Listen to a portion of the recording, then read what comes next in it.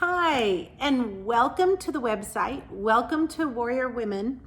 And I am excited because if you are tuning in here, it means you are thinking and looking into joining us on a Bible study.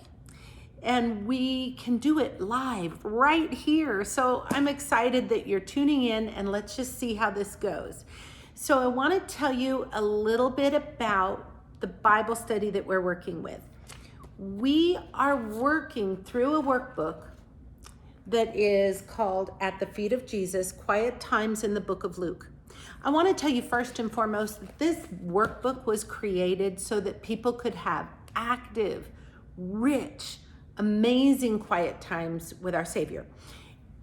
I have found in my past that quiet times would go great for a couple months, and then I'd kind of take a few days off, and those few days could turn into a couple weeks, and then I'd go back and be really good. And I finally just kind of gave up and wanted to have my own Bible study. And that is where the idea for this kind of started coming together.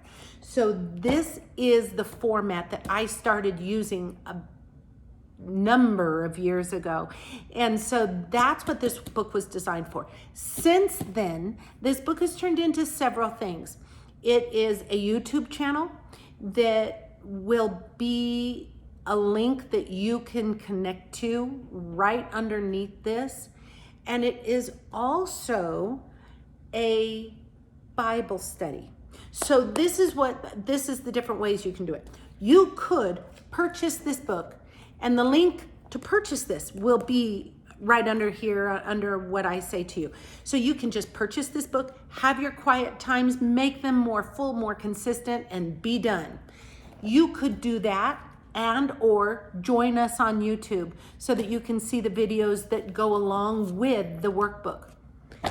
But if you want to, you can also or separately join us right here. So this is how it's going to work. If you want to join us, then once a week, I am going to come right here. I am going to give you the background to the chapter that we are on. And again, we are going to start in the book of Luke.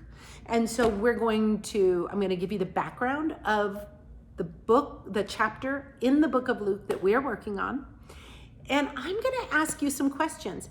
These are going to be different questions than you will see in this workbook. They are different questions than you will even see if you join us on the YouTube channel. So this is a very unique study between you and I, and it's going to be really fun. I don't know if you can tell, you are right here on my couch with me. And so that's the way, this is exactly where I sit when I am doing Bible studies with people in my home.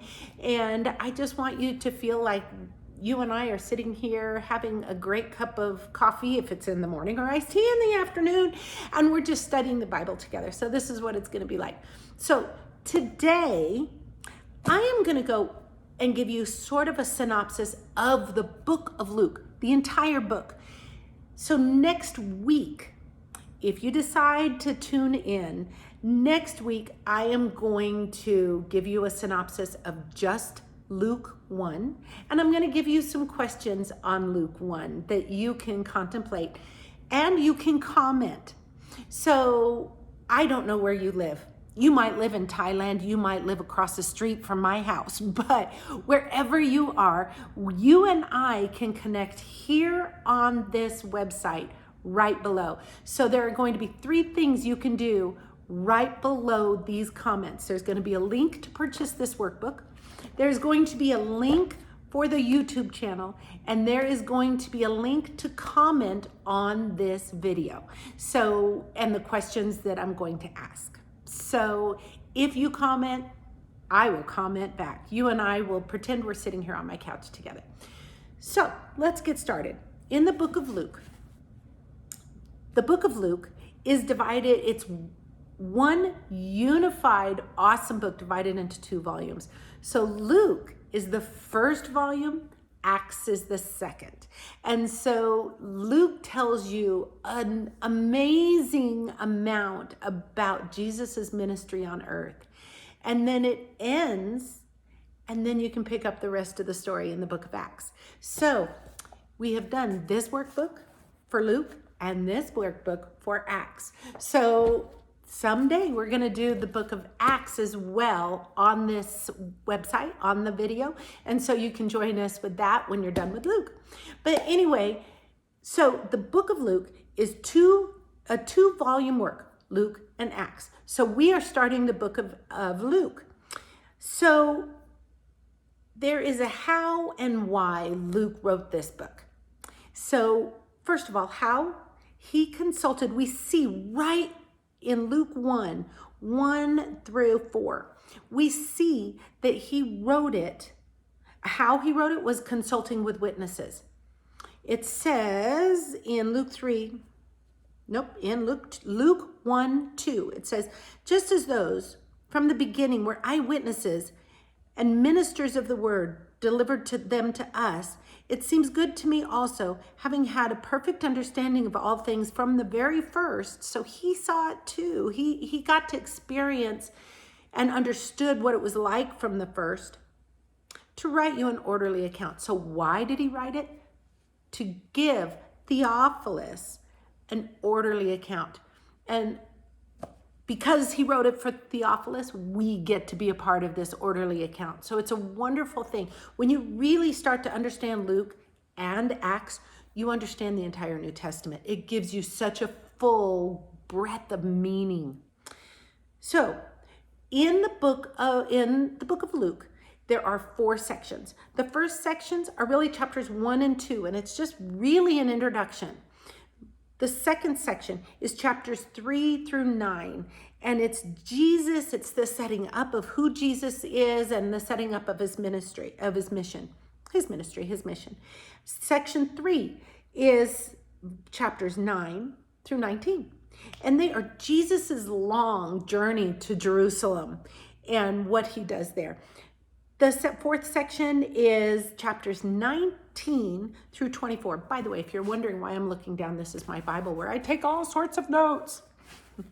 So anyway, the section 4 is 19 through the end of the book, through chapter 24. And it's Jesus's final week in Jerusalem, his death, burial, and resurrection, which are the key to our faith. So highlights. In the first section, the highlight that we're really looking at is a parallel that he kind of helps us see between John the Baptist, his birth, and Jesus and his birth. I will already give you a clue. That is what our question is going to be on next week. I'm going to talk about some of that parallel, and I'm going to ask you a question that deals with that parallel. So John was the prophetic messenger who prepared Israel to meet Jesus. And then, of course, Jesus was our Messiah and King. So section 2 is Jesus's baptism by John. And remember, it's the setting up of his whole ministry. So there's a few highlights. There's about 5 highlights. There's Jesus's baptism by John the Baptist. There's Jesus's genealogy, which is really awesome. When you really, sometimes when we read the Bible, we start to see this person begot this person, begot this person, begot this person. And sometimes our eyes can cross while we're looking at all those. This one they're all neat and they all have meaning. And if you stick with me long enough, we'll get through some of that meaning and we'll help. But one of the things here that I love is it doesn't just go to Abraham, it goes all the way to Adam. So it tells us right here that Jesus was here for Abraham's children, but even more than that, Jesus was here for Adam's children. Now, I was not raised Jewish. And so I am not considered a child of Abraham because I was not born Jewish, but I am definitely a child of Adam. And I am so totally blessed and I'm so grateful that Jesus came for me. So that's part of what we can see through that genealogy, the second point in the second section. So the third point is that Jesus launches his mission, and he does it in a very dramatic way. And we see it here, and it's one of those times in the Bible that it's one of those mic drop moments. If I could have been a fly on the wall, I totally would have been.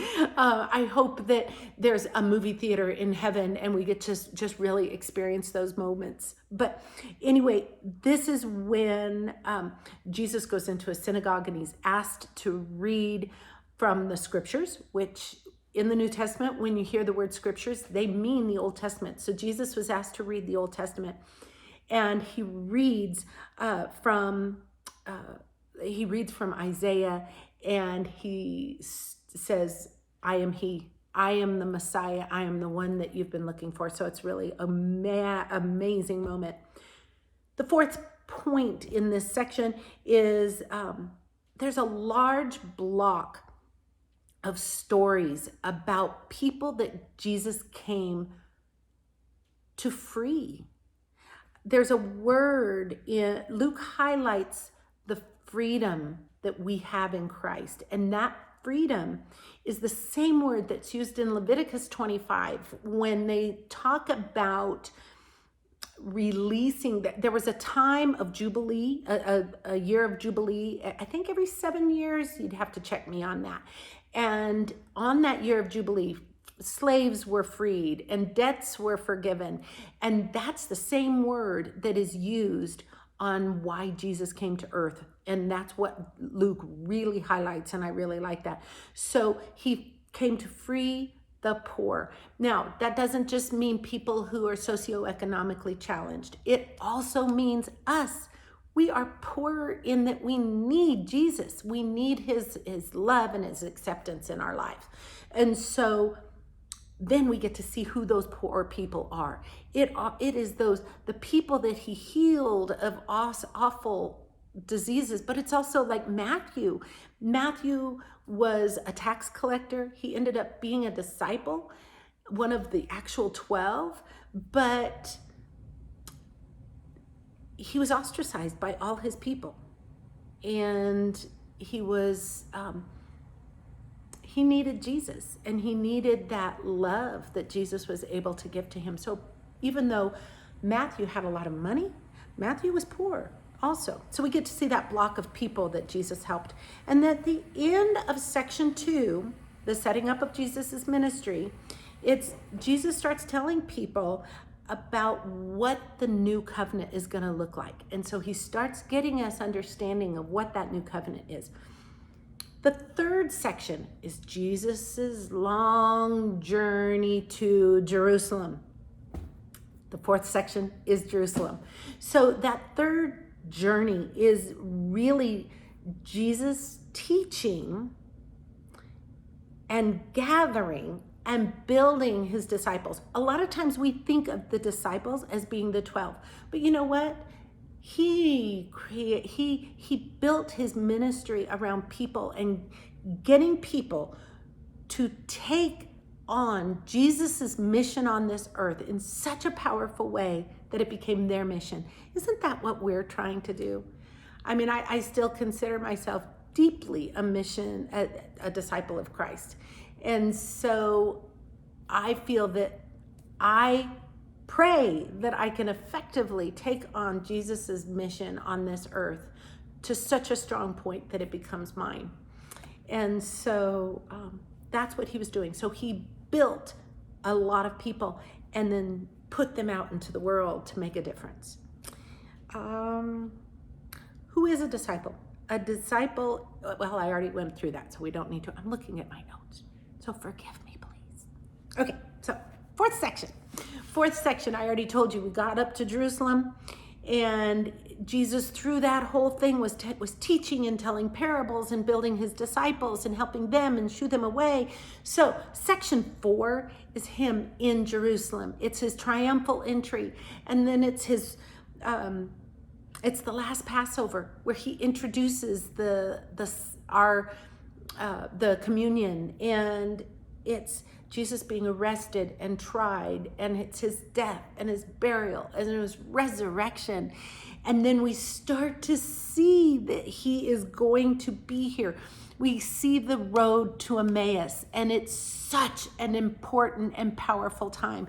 I have a little sticky that I want to read to you from a video that I saw. And so I'm going to read these words to you because I thought they were so important about what that road to Emmaus looks like for us. So just if you don't know, the road to Emmaus, and you will see if you join us on this Bible study, the road to Emmaus is two men who have been a part of, they're not part of the 12 disciples, but they are people that have been involved in Jesus's ministry. And Jesus has died and he's been buried, and they are just downtrodden and they're really upset. And they're walking to Emmaus. Now, along the way, Jesus, they don't know he's Jesus. Jesus comes and walks beside them and says, "Why are you so upset?" And he said, and they say, "Where have you been? How come you don't know all this stuff that's been happening with Jesus?" And so they talk, but they don't recognize him until they invite Jesus to join them for dinner.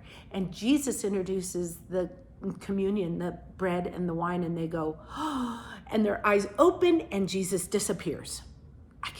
That's another mic drop moment that I'd love to be a fly on the wall, but that is just this amazing moment. That's the road to Emmaus. So this is the thing that I heard, that I wrote down. I wanted you to read it. When we impose our view of reality onto Jesus, he remains unknown to us. But it is only when we submit ourselves to him, even when it doesn't make sense, that we see and know Jesus for who he truly is. And so that is one amazing lesson we will get to really get into when we study the road to Emmaus and those chapters. And then at the end, Jesus starts to appear to his disciples. But then we don't get to see much after that.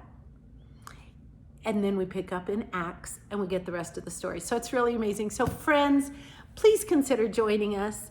I would love to walk beside you. You can comment and I will comment back. And next week, I will do a similar thing, but shorter, where I just really introduce Luke chapter 1, and that's it. So I'm going to introduce it, and then I'm going to ask you a couple questions that, again, you will not get in this book. You will not get on the YouTube channel. It's something unique. And so I will ask you the questions. You can comment your answers and we'll have fun together. So friends, thank you for joining me, and be strong and be safe. Love you, friends. God's got this.